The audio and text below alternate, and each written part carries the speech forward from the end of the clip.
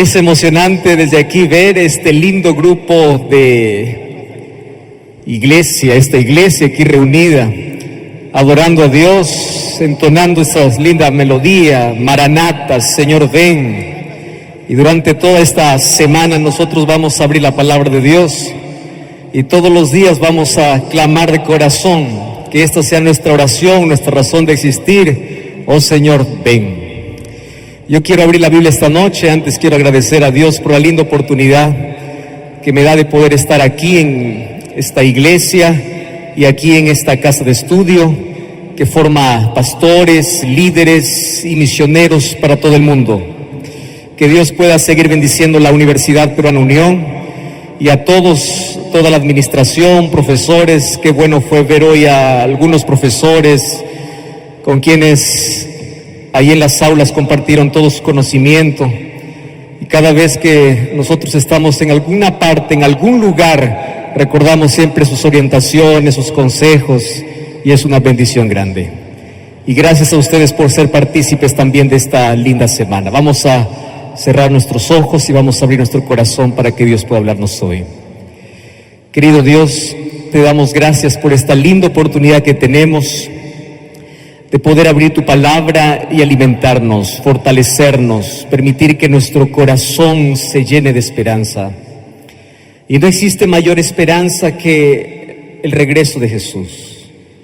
Y esta noche queremos que tu Santo Espíritu pueda hablar directamente a nuestro corazón. Esta noche hemos venido aquí, a pesar del frío, a pesar de las dificultades, para poder escuchar tu palabra. Y hay muchas personas también que están viendo esto por una transmisión allí por Facebook, por internet, por YouTube, por cualquier otro medio. Que tu Santo Espíritu pueda hablar también a sus corazones. Y hoy podamos comprender lo maravilloso que tú eres con nosotros, el plan que tienes para nuestra vida y cómo tu amor puede hacer la diferencia en nuestra vida. Entregamos nuestro corazón, abrimos tu palabra y rogamos que tu Santo Espíritu, como siempre lo hace, pueda convencernos de pecado, pueda abrir nuestros ojos, podamos contemplar por la fe ese maravilloso Jesús que un día murió en la cruz, ahora regresar, y que todos podamos estar preparados para este grande día. Mas hoy queremos que tú puedas mostrarnos mediante tu palabra la razón por la cual tú vienes y cómo tú preparaste todo para que seamos partícipes de aquel reino eterno. Danos tu bendición, en nombre de Jesús. Amén. Sin duda, una de las palabras más lindas de nuestro vocabulario es la palabra familia. Es en familia donde nosotros nos desarrollamos, crecemos, aprendemos. Familia es una de las palabras más lindas. Y por ser una de las palabras más lindas, es una institución que nació en el corazón de Dios. Dios es el autor de la familia, Dios creó la familia humana. Y esta familia humana que estaba compuesta ahí en el jardín del Edén por Adán y Eva, Dios le da la orden que pueda ser multiplicada, y esta familia fue creada para ser feliz.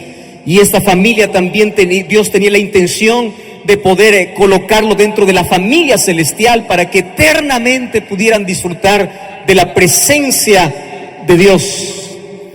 Y qué lindo es cuando la familia disfrutaba de la presencia de Dios. Era una familia feliz, era una familia sin problemas, el ambiente era perfecto.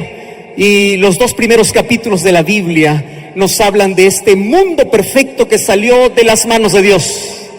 Y ahí estaba la familia que disfrutaba en armonía con la voluntad, estaba en armonía con la voluntad de Dios. Y esto es precioso. Solo que el conflicto ya había comenzado en el cielo. Y ya había un enemigo que intentaba desfigurar el rostro de Dios, el carácter de Dios. Y ya había un enemigo que odiaba todo lo que Dios hacía. Y ya había un enemigo que tenía un plan para poder destruir la familia que recién Dios había creado. Y todos ustedes conocen la historia. Mas hoy yo quiero detenerme en algunos asuntos importantes que la Biblia trae para nosotros sobre el momento preciso en el cual nuestra historia cambió para siempre. Y nuestra historia cambió porque Dios colocó a esta familia en un ambiente perfecto, solo que antes de pasar a la familia celestial, ellos tenían que pasar por una pequeña prueba, muy pequeña prueba. ¿Y por qué digo que era una pequeña prueba? Difícil hubiese sido si Dios hubiese dicho así: solamente de un árbol podrán comer y de todos los demás no podrán comer. Eso sí es difícil. Mas qué sencillo parece ser cuando Dios dice: de todo pueden comer menos uno. De todo pueden menos uno. Esa era la prueba de lealtad, era la prueba de amor, esa era la prueba de fidelidad, esa era la prueba de que Dios creó seres inteligentes y el mejor uso de su inteligencia es usar su libertad para servir a Dios. Yo voy a repetir esto. Dios nos creó seres inteligentes y el mejor uso de nuestra libertad es que nosotros podamos elegir servir a Dios, amar a Dios, estar en armonía con Dios, obedecer a Dios. Solo que esta pequeña prueba no pasamos. Me incluyo allí, no pasamos. Conocen la historia. El capítulo 3 del libro de Génesis narra el momento cuando toda nuestra historia cambió para siempre. Versículo 6 del capítulo 3 de Génesis dice así: y vio la mujer que el árbol era bueno para comer y que era agradable a los ojos, y el árbol era codiciable para alcanzar la sabiduría, y tomó de su fruto y comió, y dio también a su marido, el cual comió así como ella. Y a partir del versículo 7, la historia del mundo cambió para siempre. Los ojos fueron abiertos de ambos, ambos estaban totalmente desnudos, intentaron solucionar su problema cosiendo hojas de higuera, se hicieron delantales y se abre un paréntesis de dolor. Todo estaba bien hasta el versículo 6. Hasta Génesis capítulo 3, versículo 5, todo estaba bien. Y en el versículo 6 se abre un paréntesis que parece ser interminable. Y fíjate, en el capítulo 3 de Génesis comienza la historia de pérdida. ¿Qué cosa es el pecado? Es separación de Dios, es ir en contra de la voluntad de Dios. Pero yo también puedo decir que pecado es la mayor pérdida del ser humano. Porque el ser humano, cuando él eligió pecar contra Dios, desobedecer a Dios, perdió muchas cosas. En primer lugar, perdió su inocencia, perdió el vestido, perdió el carácter de Dios, aquel carácter perfecto de Dios. Ahora estaba totalmente deteriorado, ahora estaba destrozado, perdió su hogar. Y esto es lo más triste: perdimos nuestro hogar. Éramos parte de la familia real, ahora pasamos a ser parte de la miserableza, de la miseria. Y Dios tuvo que sacarlos del jardín del Edén por una razón. La razón era que ellos no podían más comer del árbol de la vida. Perdimos nuestro hogar, perdimos el carácter, perdimos el árbol de la vida, perdimos todo, absolutamente todo. ¿Dónde estaba el sueño bonito de ahora esta familia humana va a formar parte de la familia celestial? Parece que los sueños están destrozados, parece que nuestra historia terminó. Pero Dios ya tenía un plan. Y esto es lo que me encanta cuando yo abro la Biblia y encuentro un Dios omnisciente y un Dios que ama tanto al ser humano, que siempre coloca o siempre tiene la solución antes que exista el problema. Préstame atención a lo que te voy a decir ahora. Dios tiene la solución antes que exista el problema. Dios tiene la salida antes que aparezca el problema. Y el problema era que la familia humana que Dios había creado, la familia real, ahora pasaba a ser una familia miserable. De hijos pasamos a ser enemigos de Dios. ¡Qué triste! Antes el ser humano en la perfección disfrutaba obedecer a Dios, disfrutaba adorar a Dios. Ahora da la espalda a Dios y de hijo pasa a ser enemigo. Y la Biblia dice que la humanidad, por causa del pecado, pasó a ser destituida de la gloria de Dios. Mas Dios tenía la salida. ¿Por qué tenía la salida? Porque Dios hizo al ser humano libre. Y había la posibilidad de que éste pueda rebelarse contra él. No es que era el plan que Adán y Eva puedan pecar. El plan era que ellos puedan pasar a aquella prueba de fidelidad para ser integrados a la familia celestial. Pero Dios colocó un seguro. Me gusta pensar en un Dios así.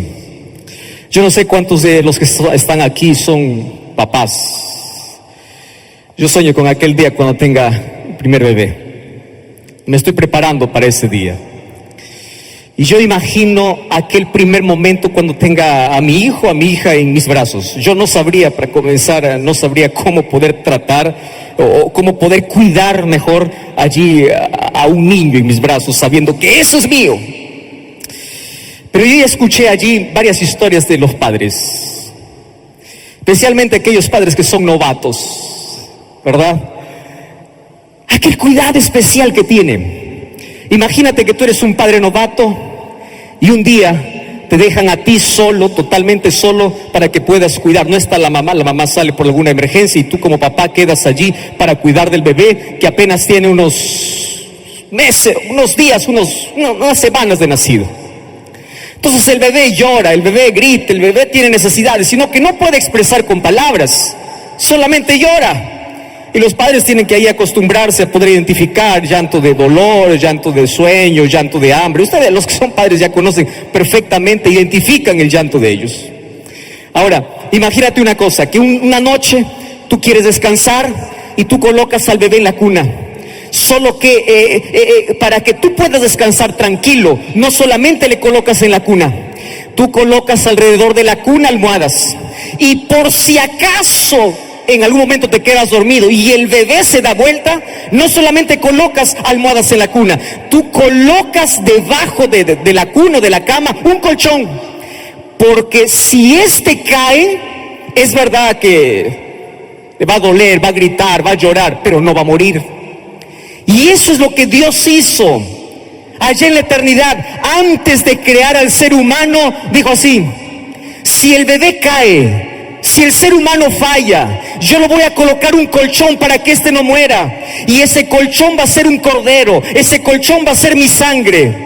Ese colchón le va a traer de vuelta al hogar si es que él es destituido del hogar. Si es que él sale del hogar, ese colchón va a ser el puente para poder traerlo de regreso a casa.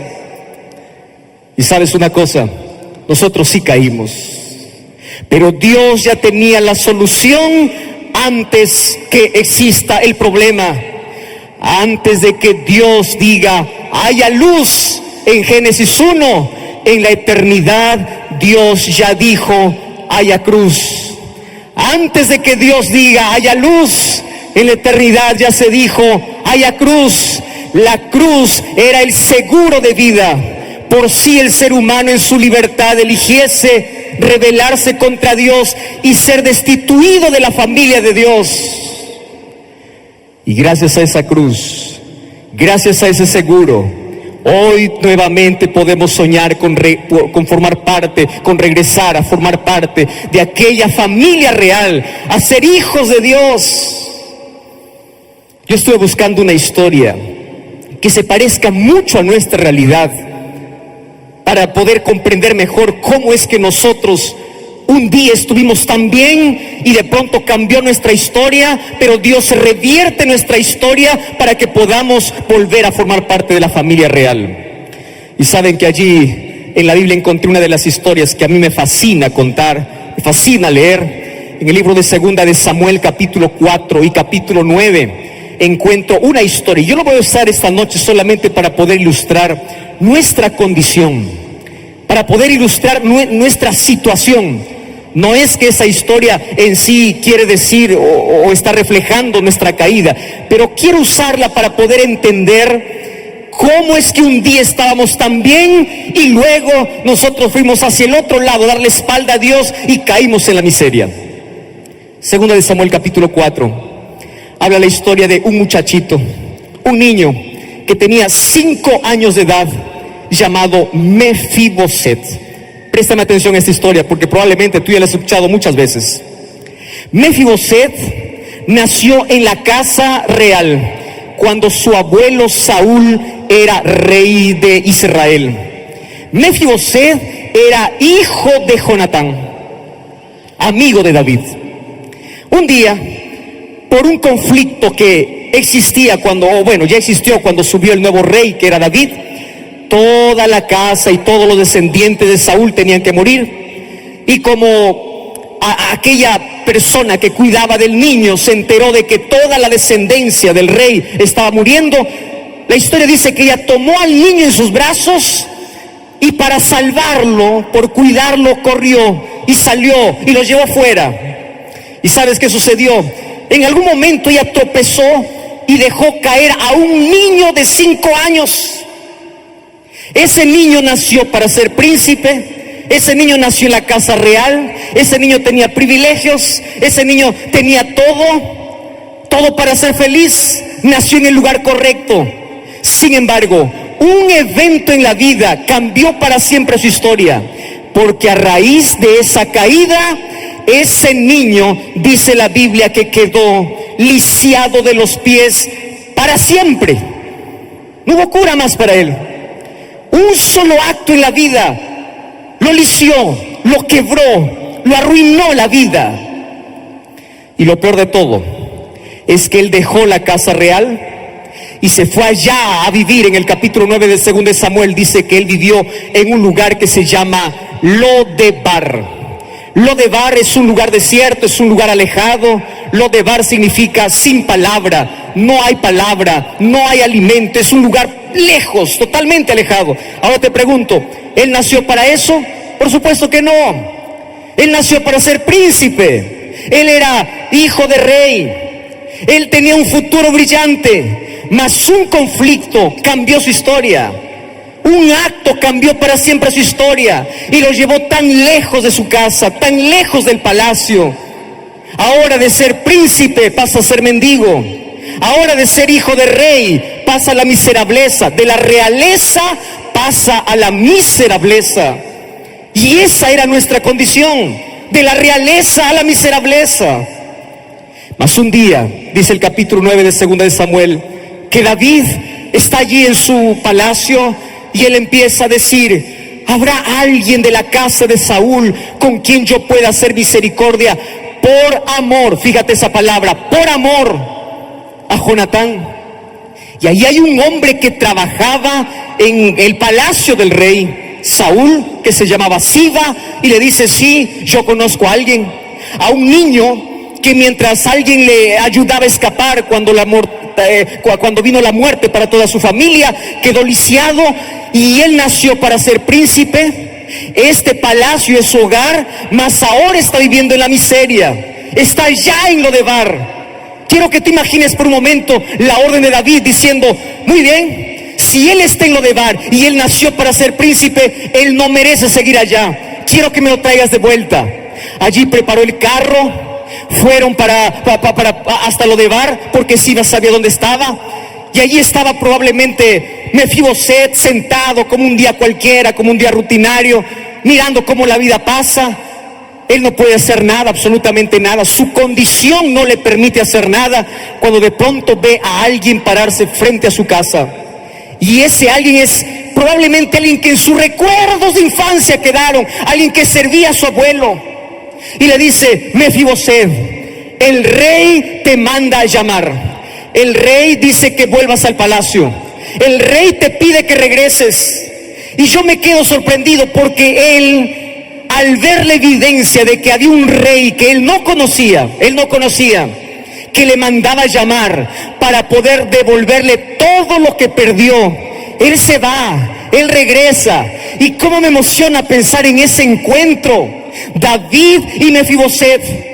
Antes de que Mefiboset se presente a David, por supuesto, él tuvo que cambiarse de vestido, él tuvo que bañarse, él tuvo que perfumarse. Y ahora quiero que imagines el encuentro entre Mefiboset y David, mirándose frente a frente, cara a cara, sonriendo, uno le dice al otro: Mefiboset, tú no naciste para estar allá en Lodebar, tú naciste para ser príncipe, tú naciste para estar aquí en el palacio, tú eres hijo de rey, tú eres hijo de mi amigo. Y allí dice que él le dice: tú vas a comer en mi mesa para siempre. Y da la orden para todos: devuélvanle todo lo que él perdió. ¿Cómo me encanta esa frase? Devuélvanle todo lo que él perdió, porque él va a comer en mi mesa para siempre.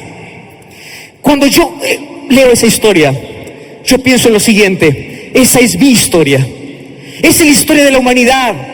Un día estábamos en la casa del rey, un día nosotros nacimos para ser príncipes, un día nosotros estábamos bien, mas un acto cambió nuestra historia, un acto cambió para siempre nuestra vida. El pecado nos quebró, nos lició y nos llevó lejos, nos convirtió en enemigos.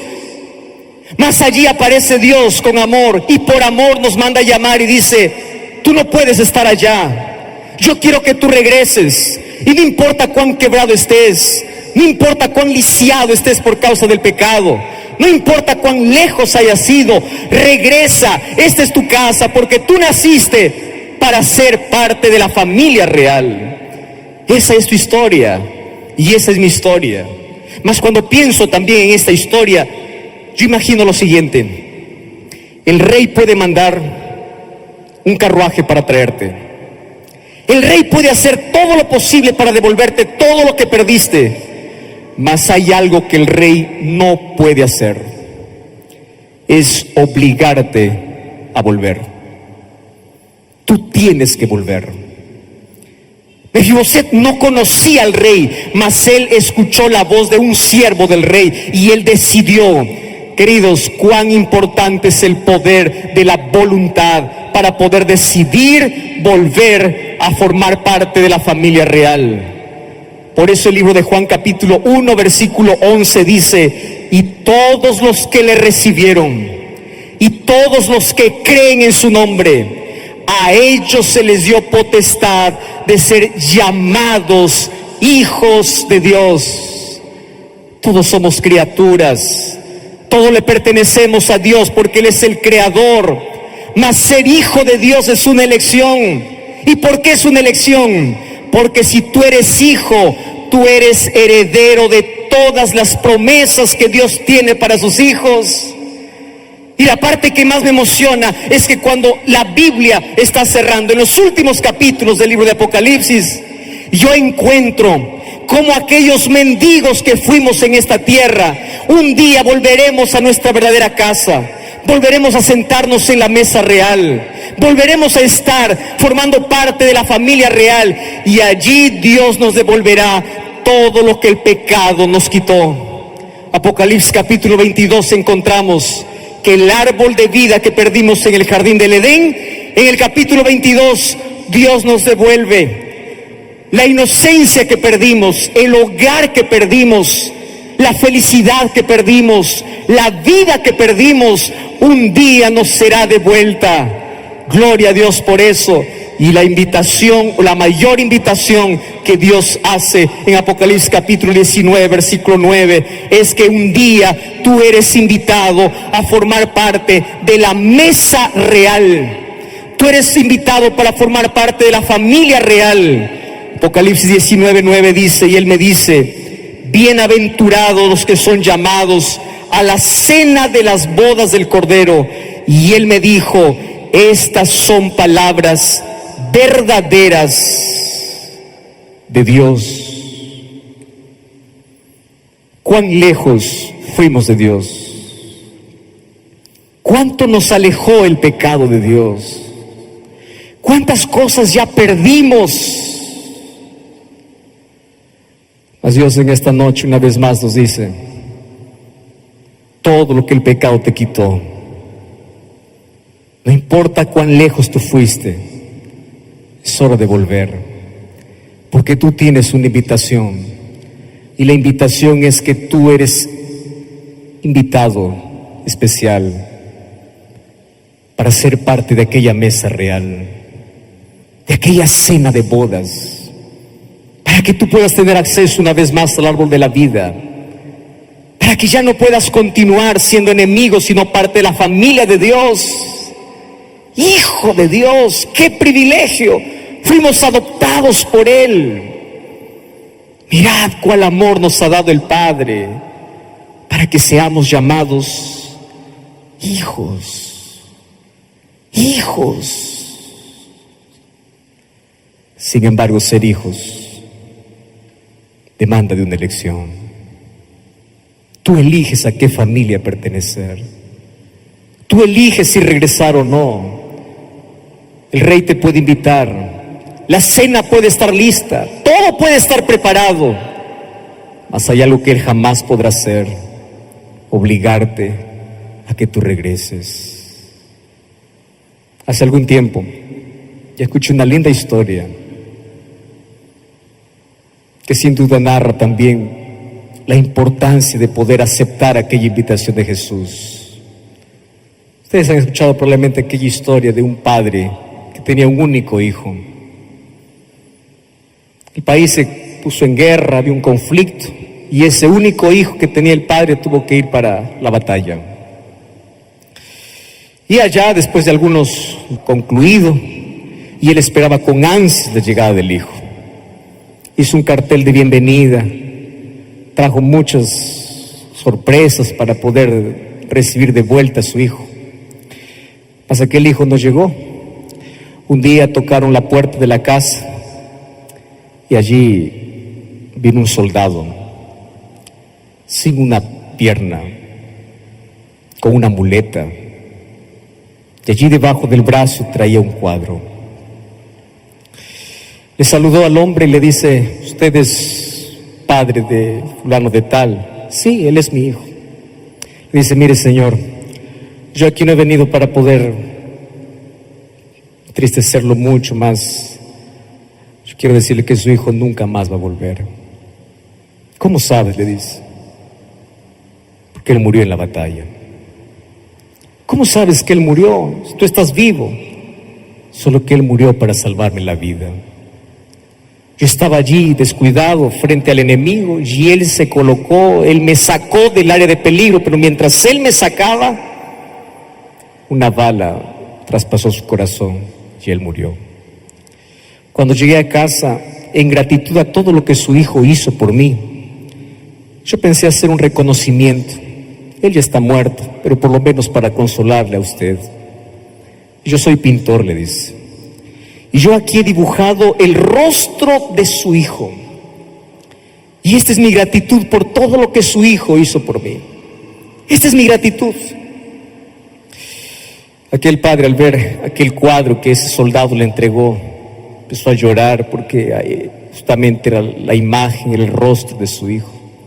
Y aunque él coleccionaba grandes obras de arte porque él tenía mucho dinero, él colocó la fotografía o aquel cuadro con el rostro de su hijo en el mejor lugar de todos los cuadros. Como él no tenía más hijos, un día él tenía que morir, ya estaba en avanzada edad. Y un día él deja un testamento y dice: cuando yo muera, yo quiero que todas las cosas de mi casa puedan ser subastadas y puedan entregarse al mejor subastador. Así que llegó aquel día. Un día, cuando él ya había fallecido, llamaron para hacer la subasta. Una multitud de personas estaban allí esperando las mayores subastas, o en la subasta los mejores cuadros, las mayores pertenencias, la mansión, la riqueza de aquel hombre. Y ahí el subastador comenzó: vamos a comenzar subastando un cuadro. Y allí mostró el cuadro del hijo. Y dijo: ¿alguien tiene una propuesta para llevarse el cuadro del hijo? Y nadie levantó la mano. Nadie, absolutamente. Y nuevamente insistía: ¿alguien quiere? Y nadie, porque todos estaban esperando los mayores y mejores cuadros. Esperaban la mansión, esperaban todo lo demás, esperaban la mayor riqueza. Nadie quería llevar ese cuadro para casa. Hasta que finalmente allí un jardinero que estaba escuchando la subasta dice: señor, yo apenas tengo unos $10 por ese cuadro. ¿Alguien da más de $10? Dijo el subastador. No, solamente 10 tengo. Y nadie más quería invertir un poco más por ese cuadro. Así que finalmente aquel jardinero recibió el cuadro Y cuando recibió el cuadro le dice: mira, no te vayas. Este hombre, antes de fallecer, dejó en su testamento diciendo: aquel que lleve el cuadro de mi hijo se queda con todo. Y la subasta acabó. Y toda la gente ahí estaba esperando, y ahora continúa la subasta. No, el deseo del padre era el siguiente: aquel que se lleve el cuadro de mi hijo se queda con todo. Me hace pensar mucho en lo que significa, en lo que representa Jesús para nosotros. Aquel que tiene al Hijo tiene todo. Todos queremos ser felices, todos queremos una eternidad, todos queremos el cielo, todos queremos la vida. Mas aquel que tiene al Hijo tiene todo. Hay tanta gente que desprecia a Cristo y quiere tenerlo todo. Y allí vive el mayor vacío de la historia, el mayor vacío de la vida. Y ese vacío intentas llenar con cosas. Uno de los mayores errores que ha cometido nuestra humanidad es intentar llenar por fuera el vacío que tiene dentro. Y cuando tú estás vacío por dentro, estás en un desierto, estás en Lodebar, estás lejos de Dios, estás sin esperanza, estás quebrado, estás viciado, estás arruinado. Y allí aparece Dios para decirte: vuelve. Y si tienes al Hijo, si aceptas al Hijo, si tú aceptas a Jesús, entonces eres hijo de Dios. Juan 1:11, porque a todos los que le recibieron les dio potestad de ser hechos hijos de Dios. Ser hijos de Dios es una elección, y la elección más linda. Y esta noche quiero decirte: así como Dios creó a Adán y Eva, seres inteligentes, a todos nosotros nos hizo seres inteligentes. Y el mejor uso de nuestra inteligencia es usar nuestra libertad para servir a Dios, para aceptar a Cristo, para escuchar su voz, para hacer su voluntad, para volver a casa, para formar parte de la familia. No insistas en Lodebar cuando Dios te llama al palacio. No insistas en el desierto cuando hay un mejor lugar para ti. No insistas en ir lejos de Dios cuando Dios tiene un mejor plan para la vida. Nuestro mayor error en la vida es correr de Jesús en lugar de correr a sus brazos. Por eso en esta noche, en el nombre de Jesús, yo te voy a hacer una invitación. Y la invitación que te voy a hacer esta noche es muy simple. El lema de toda esta semana es Maranata. Ven, Señor. Sin embargo, antes de que Jesús venga en gloria y majestad para esta tierra, Él va hasta nuestro pozo de miseria. Él va hasta nuestro lugar de desesperación.